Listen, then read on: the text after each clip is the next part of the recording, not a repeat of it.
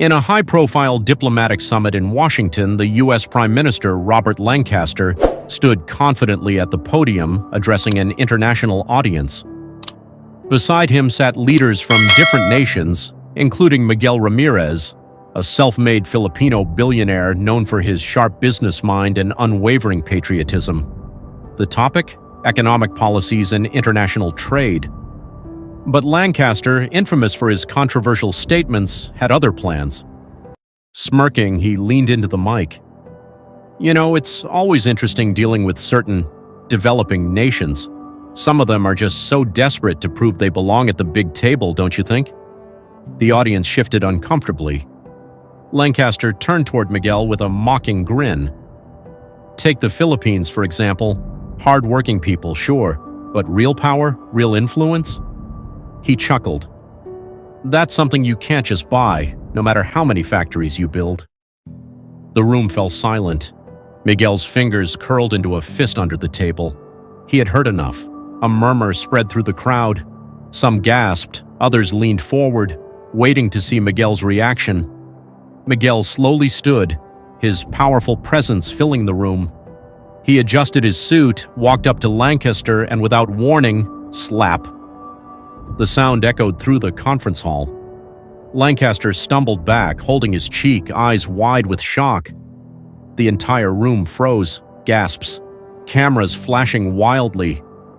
One journalist whispered, "Did that just happen?" Miguel stood firm, his voice sharp and commanding. Respect isn't something you can buy either, Mr. Prime Minister, and clearly it's something you've never learned. The moment lasted 2 seconds, then chaos exploded. Lancaster roared in fury. "Guards! Arrest him!" Security rushed forward, but Miguel stood his ground. The world watched in real time as cameras captured the Filipino businessman standing taller than ever, completely unshaken. "Do it," Miguel challenged, his voice calm. "Arrest me. Show the world how you handle the truth." Lancaster hesitated. He could feel the eyes of the world burning into him. He had lost control of the situation. Then the questions began. "Mr. Ramirez, what prompted your reaction? Do you believe the Prime Minister was being racist? Are you afraid of legal consequences?" Miguel slowly turned to the press. His expression was dead serious. "Fear? I don't fear men like him." He pointed at Lancaster. "But I refuse to let leaders like him disrespect my people and hide behind a podium." The room erupted in applause. Within minutes, the footage went viral, trending worldwide. Number sign slap of the century headlines. Flooded in, Filipino billionaire slaps racist US PM, and people are cheering. The slap that changed diplomacy, Miguel Ramirez, stands up against disrespect. Twitter, Facebook, YouTube, and news stations were ablaze with debates. Some called Miguel a hero, others called it an act of defiance. But one thing was clear, the world was talking. As expected, Lancaster's team scrambled for damage control.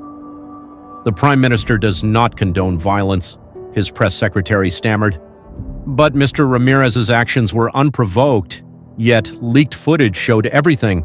Lancaster's disrespect, his mocking tone, his arrogance. Miguel was not the villain. He was the man who finally said enough, and people admired him for it. Before leaving the US, reporters flocked to Miguel. "Do you regret your actions?" Miguel smirked. "I regret that it was necessary." And with that, he boarded his private jet, a man who had not just defended himself, but an entire nation's dignity.